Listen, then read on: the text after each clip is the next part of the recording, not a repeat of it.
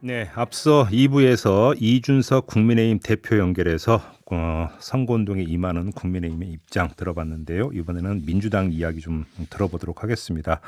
더불어민주당 선대위 공동 선대위원장을 맡고 있는 최강욱 의원 전화로 연결하겠습니다. 나와 계시죠? 예, 안녕하세요. 예, 요즘 선거 분위기 어떻게 느끼고 계세요? 뭐 이제 공식 선거 운동이 시작됐으니까 양쪽 다 일단은 그 힘찬 기운으로 시작한 것 같고요. 그렇지만 박빙 상황이기 때문에 예. 뭐 긴장을 늦추지 않고 최선을 다해서 더 열심히 해야겠다는 생각하고 있습니다. 그 위원장님께서 그러니까 체감하시는 좀 어떤 유권자들의 반응이나 분위기를 좀 어때요? 아, 네, 현장 반응은 지금 각 지역에서 의원들이 그 지역구마다 지금 뭐 유세 활동을 벌이고 있잖아요. 예, 예. 그 시민들의 반응이 체감하는 게 되게 좋고, 그다음에 내부적으로도 이제 우상향하는 여론조사 결과가 계속 이어지지 않겠는가 이렇게 기대하고 있습니다. 네. 아, 그 기대입니까? 아니면 좀 분석에 기초한 전망입니까? 예, 뭐 저희가 분석한 바로는 그렇게 될 것 같습니다. 아, 그래요? 좀 더 소상히 네. 밝혀줄 수 없을까요? 뭐 그걸 구체적인 데이터를 제가 들고 있지 않아서. 네. 왜냐하면 조금 전에 그런데. 이준석 네. 대표 같은 경우는 네. 중도층에서도 그렇고 호남 쪽에서도 그렇고 윤석열 후보가 오히려 이제 더 올라갈 거다 이런 식으로 전망을 하던데요. 아, 그게 아닌 건 확실한 것 같습니다. 오. 저희의 전망도 예. 당연히 중도층과 젊은층, 그다음에 여성층 이쪽을 주로 보고 있는데요. 네. 그쪽에서는 최근에 벌어진 그 윤석열 후보의 일련의 행위들이 있지 않습니까? 예. 그러니까 뭐 구두발을 열차 좌석에 올렸다거나, 그다음에 어제 이제 우리 김의겸 의원 때문에 밝혀진 여러 가지 또 무속 관련 의혹들이 사실로 확인되는 지점, 그다음에 신천지 문제 뭐 이런 것들이 네. 그 중도층이나 특히 여성층에서는 굉장한 그 마이너스 요인으로 작용하고 있는 것 같고요. 네. 또 이재명 후보의 어떤 진정성이나 공약 같은 게 좀 알려지면서 그런 점들이 좀 반영되지 않을까 생각합니다. 지금 그 위원장님께서 이제 김의겸 의원이 어제 이제 그 공개했던 내용이 사실로 밝혀지고 있다고 말씀을 주셨는데 이제 이게 이제 그 건진법사라고 하는 사람이 이제 네네. 등장하는 어떤 그 뭐라고 표현해 하여간 무슨 뭐 행사 이거 있잖아요. 네. 여기에 이제 그 등이 나오는데 여기에 이제 뭐 김건희 씨나 윤석열 당시 서울중앙지검장이 이제 등장한다 이거잖아요. 제기됐던 의혹이. 네. 그런데 그 뒤에 국민의힘에서는 대통령도 뭔가 등장하던데 그런 건 뭐냐 이런 식으로 맞받아쳤는데 이건 어떻게 봐야 되는 겁니까? 대통령이 등장하셨다고요? 예. 글쎄요. 그건 김의겸 의원께서 어제 제가 적절히 설명하신 걸로 아는데. 연등표에 대통령이라고 하는 이것도 등장한다. 그럼 이건 뭐냐? 국민의힘에서 어제 이렇게 반박을 했거든요. 저는 그 부분에 대해서는 구체적으로 처음 듣는 얘기고요. 그건 예. 아마 김의겸 의원께서 대통령의 명의로 어디에다가 왜 그 기부를 해야지 그 등을 달지 않습니까? 네네네. 그런데 그런 사실은 전혀 없고 그쪽에서 그냥 일방적으로 달았을 가능성일 뿐이다. 오히려? 라고 일축하셨던 것 같고요. 예. 성격을 그런데 그렇게 파악하고 있다. 예. 네네. 그러니까 건진법사와는 전혀 관계가 없고 잘 모르는 것처럼 얘기했는데 그렇지 않다라는 사실이 확인되었다라고 말씀드리는 것입니다. 알겠습니다. 혹시 그 오늘 그 아침에 오마이뉴스가 올린 기사 보셨어요, 위원장님? 네네, 방금 봤습니다. 검언유착 관련해서 요건 좀 아마 우리 애청자 여러분들 아직 아마 못 보셨으니까 잠깐 그 설명을 드린 다음에 질문을 좀 드릴게요. 네. 이 검언유착 관련해서 이제 그 오마이뉴스가 이동재 전 채널A 기자 재판 자료를 입수해서 봤더니 여기에 채널A 당시 법조팀장이었던 A 기자가 MBC가 검언유착 의혹 사건을 보도한 지 사흘 뒤인 4월 2일에 아래와 같은 카카오톡 메시지를 사내 누군가에게 보냈다라는 건데 그 내용이 윤석열 총장이 B 기자를 통해서 계속 물어오고 있나 봐요. 음성 파일요. 이렇게 지금 되어 있다는 거거든요. 네. 당시 B 기자는 채널A 법조팀 소속이 아니었을 뿐만 아니라 이 사안과도 특별한 연관이 없는 인물인데 윤석열 당시 검찰총장이 이 기자를 통해서 그 관련 음성 파일을 물어왔다 이런 취지인데 일단 좀 사실관계가 확인이 돼야겠지만 이게 사실이라고 전제한다면 이걸 어떤 성격으로 이해를 해야 되는 걸까요? 예상했던 바가 지금 증거로 드러나고 있지 않은가 생각을 하는데요. 예상했던 바라는 건 어떤 말씀이십니까? 채널A 검언유착 사건은 세간에 알려지기로는 그 채널A의 기자들과 한동훈 검사와의 관계에서 주로 대화가 오갔던 녹취록 이걸 중심으로 알려져 있잖아요. 예. 그런데 이 채널A 사건에 대해서 감찰이 대검에서 이루어지지 않았습니까? 예. 그 감찰 조사 과정과 그 감찰을 방해하는 여러 가지 검찰총장 윤석열 씨의 행동이 최근에 있었던 행정법원의 윤석열 씨 징계 취소 청구를 기각했던 판결에 그대로 드러나 있지요. 예. 그때 감찰부장의 정식 감찰 조사 개시 보고를 받지 않기 위해서 휴가를 내고 칭병을 한 적이 있었고, 그리고 이 감찰 조사 자체에 대해서 굉장히 불쾌하게 받아들였고, 네.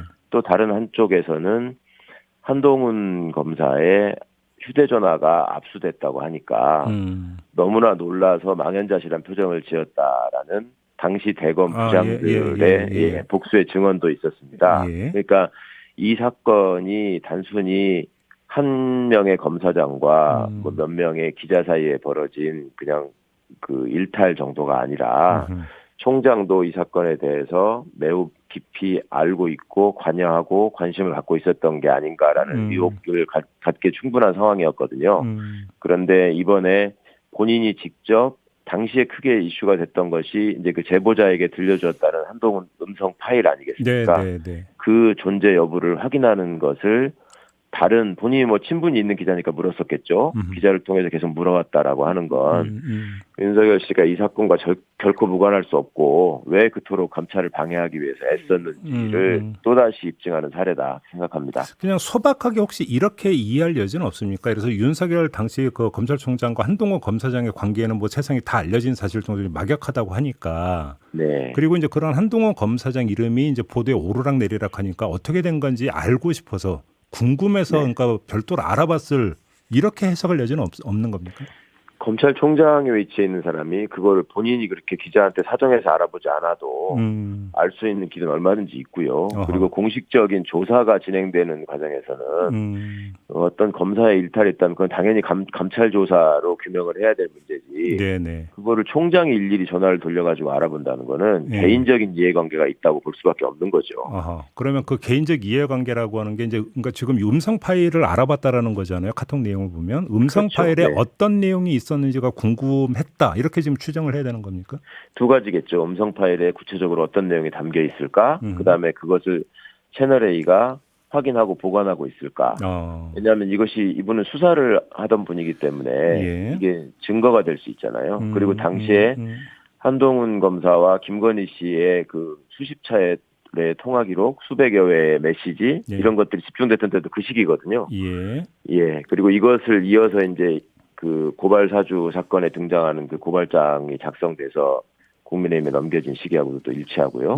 그러니까 일련의 상황을 볼 때 뭔가 이 문제가 본인에게도 굉장히 민감하고 중요한 사안이었다고밖에 보이지 않습니다. 그런데 그러면 이 그 검언유착 의혹 사건 수사가 이제 쭉 진행이 되지 않았습니까? 근데 관련해서 그러면 지금 이 재판 기록으로 등장했던 카톡 메시지 내용에 대해서 당시 수사팀에서 혹시 좀 들여다봤다라는 흔적이나 이야기는 전혀 들은 바가 없습니까? 그쪽에서 들여다봤겠죠. 그러니까 문자 메시지를 당연히 다 확인을 했고 지금 이동재 기자도 재판 중이고 저도 이동재 기자가 저를 본인의 명예를 훼손했다고 고소를 본인이 고발한 건 아닌데 하여튼 어쨌거나 그 혐의로 윤석열 씨가 기소를 해서 재판이 진행 중인데 거기에 보면은 많은 그 문자 메시지 기록이나 이런 것들이 있더라고요. 근데 이제 저희는 반개 가지 사건이니까 많지가 않고 이동재 기자의 본 사건에는 그런 게 많이 있었던 걸로 알고 있습니다. 그래요? 알겠습니다. 이건 좀 더 추가 확인이 필요한 이런 문제이기 때문에 일단 일부만 나왔기 때문에 지금 그 위원장님 어떻게 해석하는지 궁금해서 좀 질문을 드려봤고요. 신천지 관련 의혹이 있지 않습니까? 조금 전에 이제 그 이준석 대표한테 관련 질문을 드렸더니 당시 그렇다면 이상한 어떤 당원 가입 뭐 흔적이나 이런 게 전혀 없었다 이렇게 그 이야기를 하던데 이건 어떻게 받아들이십니까? 그게 전혀 없었다고 그렇게 단호하게 말씀할 수 있는 건가요? 그때 그 수십만의 당원이 갑자기 이렇게 급증해서 가입했다라는 얘기가 있었고 그것이 당시에는 이준석 대표에 대한 기대로 젊은 층이 많이 가입한 거 아니냐라고 하는 것이 그냥 일반적인 관측이었잖아요. 그런데 이번에 홍준표 의원께서 그러니까 경선 결과에 대해서 그 지지자들이 물었지 않습니까? 이게 이상하지 않느냐라고 하니까 나도 경선 끝나고 나서 알았다. 그러니까 그 사실이 확인됐다라고 저는 느꼈고요. 그 부분에 대해서 지난 일인데 어떡하느냐라고 하는 것은 홍준표 의원 나름으로 그 당의 중진이시고 대통령 후보까지 되실 뻔한 분인데 네. 그냥 허투루 하신 말은 아닌 것 같습니다. 그런데 이제 이준석 대표의 말은 이런 거예요. 지금 그 의혹이 사실이라고 한다면 특정 지역에서 그러니까 당원 가입이 집중적으로 늘었어야 되는데 그런 흔적이 없었다 이런 주장이거든요. 신천지 예수교회가 특정 지역에만 있나요? 근데 이거 이제 애당초 의혹이 제기됐던 게 과천본부에서 이제 그런 네. 지시를 내렸다라고 하는 게 이제 최초의 의혹 제기였고 또 네. 아무래도 이제 그 주된 근거지는 대구이다 보니까 아마 그걸 염두에 두고 이 말을 한 게 아닌가 추정이 돼서 드리는 질문인데요. 글쎄 그 과천이나 대구라는 지역적 그때 이제 언론의 조명을 받았던 게 본부가 어디냐라는 부분하고 대구에서 이제 예배 때 그 전염병 확산 문제 때문에 예. 집중이 됐었잖아요. 예. 그거를 아마 이용해서 좀 내용을 호도하려는 거 아닌가 싶은데 신천지 교회는 전국적인 조직을 갖고 있고 그다음에 교주가 지시를 하면 전국적인 조직이 움직이는 거지 네. 과천 대구만 움직여라 이렇게 하겠습니까? 알겠습니다. 엊그저께 윤석열 후보가 이제 그 사법공약 내놨잖아요. 그러니까 네. 법무장관의 수사지휘권 폐지하고 예산 편성권 그러니까 독자적으로 검찰청이 갖는다 이런 그 골자인데 어떻게 평가하십니까? 일단 이분은 기본적으로 법률가로서의 그 기초 지식이 없는 거 아닌가라는 걱정을 합니다. 그러니까 사법 공약이라고 하는 것은 사법 개혁에 관련한 공약이어야 하는 것이고 사법 개혁은 기본적으로 법원을 어떻게 할 것인가의 문제입니다. 사법은 그러니까 그쪽 법원이죠. 예. 네, 당연히 그렇지 않습니까? 네. 그런데 거기에 행정부 소속이 분명한 법무부 장관, 검찰 문제가 거의 대부분이더라고요. 그리고 법무부 장관의 수사지휘권 문제를 거기다가 붙여서 언급을 했는데 예. 이게 검사 출신들이 특히 정치검사 출신들이 갖고 있는 가장 중요한 착각 중에 하나가 검사가 사법기관이다라고 착각하고 있는 겁니다. 준사법기관이라는 표현을 많이 쓰죠. 그러니까 그 표현은 어찌 보면 그냥 행정학적인 용어일 뿐이고 예. 그 준사법적 결정을 하는 기구는 예를 들어 언론중재위원회 이런 데도 있습니다. 그럼 언론중재위원들을 다 우리가 판사에 준해서 생각하고 준사법기관이라고 늘 얘기하느냐 그렇지는 않거든요. 근데 우리가 사법시험 시스템 때문에 일반적으로 그냥 그렇게 받아들여주는 부분이 있긴 한데 네. 사실은 세계 어느 교과서에도 검사가 공익의 대표자라는 얘기는 나오는 데가 있지만 준사법기관이라고 명시해서 가르치는 데는 없습니다.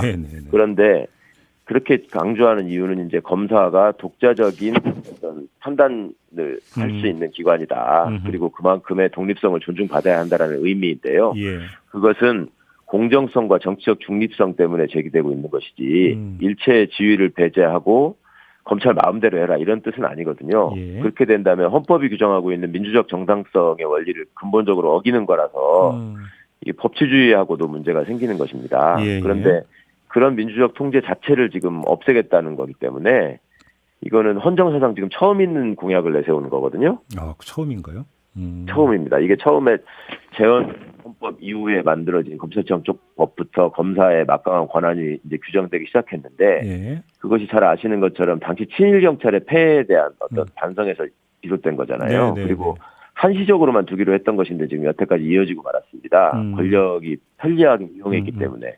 그런데 그런 점에 기댈 때도 법무부 장관의 수사지휘권을 폐지한다는 얘기는 한 번도 나온 적이 없거든요. 예.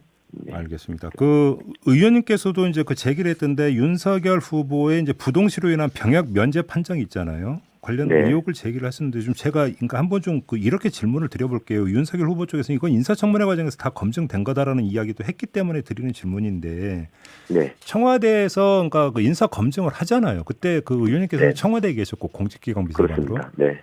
이때 검증이 됐던 거 아닙니까 이 문제? 그러니까 바로 그 지점 때문에 제가 새롭게 기자회견을 통해서 말씀을 드린 건데요. 본래 의혹을 제기하고 문제를 그 파악한 쪽은 김병주 의원님이었죠. 아시는 것처럼 군 출신 의원이시고 그 내부 제보를 받으신 것 같습니다. 그런데 말씀처럼 저도 인사검증을 담당했었고 나중에 청문회가 진행되는 과정에서 본인이 진단서를 제출했다라고 하길래 그 문제는 그렇게 정리되고 끝났나 보다라고 생각하고 머리에서 잊고 있었습니다. 그런데 이번에 김병주 의원의 문제제기 때문에 생각이 난 건데요. 당시에 청와대에서 제가 인사검증을 담당할 때는 병적기록표하고 그다음에 법무부에서 보관하고 있는 검사 임용 신체검사표 이게 두 가지가 있거든요. 이분이 한 번 검사로 임관했다가 중간에 변호사로 나갔다가 다시 들어왔기 때문에 그러니까 총 3번의 신체검사 기록이 있지 않았겠습니까? 그런데 병역 신체 검사 기록하고 공무원 신체 검사 기록상의 시력이 현저하게 달랐습니다. 그래서 저희가 그 부분에 대한 소명을 본인한테 요구했었고 인사 검증 과정에서 그렇습니다. 네네. 네. 그건 당연히 해야 될 일이거든요. 예. 그래서 본인이 바로 다음 날 요구받은 다음 날 진단서를 떼서 제출했었는데 네. 거기에는 또 부동시 상황인 것처럼 적혀 있었습니다. 그래서 이 부분이 왜 이렇게 차이가 나는 거냐라고 제가 직접 전화를 걸어서 물었거든요. 예. 그랬더니 당시에 윤석열 후보자의 설명이 전문의들의 설명에 의하면 나이가 들면 시력이 이렇게 변동될 수 있다고 한다라고 설명을 했었고 네. 그다음에 당시에 진단서가 세브란스 병원의 진단서였기 때문에 그걸 넘어서는 어떤 의혹을 확인하고 병역상의 문제가 있다라고 규명을 하려면 이제 수사의 단계로 넘어가야 됩니다. 예. 그래서 그 부분은 제가 이거는 나중에 혹시 후보로 지명되더라도 굉장히 민감한 문제이니 철저하게 근거를 가지고 준비해야 된다라고 얘기를 한 적이 있고요. 네. 본인이 본인이 그렇게 하겠다라고 얘기를 했고 그런데 이제 나중에 지명이 된 후에 인사청문회가 벌어지지 않습니까? 예.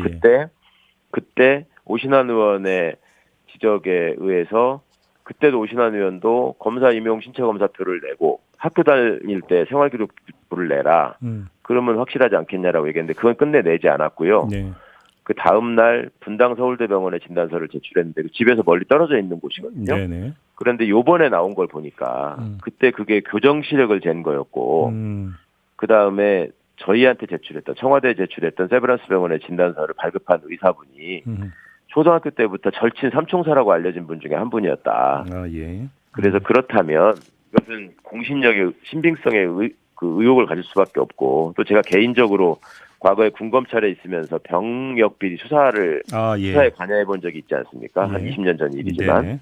그때 이게 안과 분야에서 이렇게 부동시로 면제를 하거나 이런 것들이 좀 흔한 수법이었거든요, 일종의. 그래서 이 부분은 대선에 나선 분이라면은 그 어렵지도 않지 않습니까? 알겠습니다. 그냥 떼서 제출하면 되는데. 알겠습니다.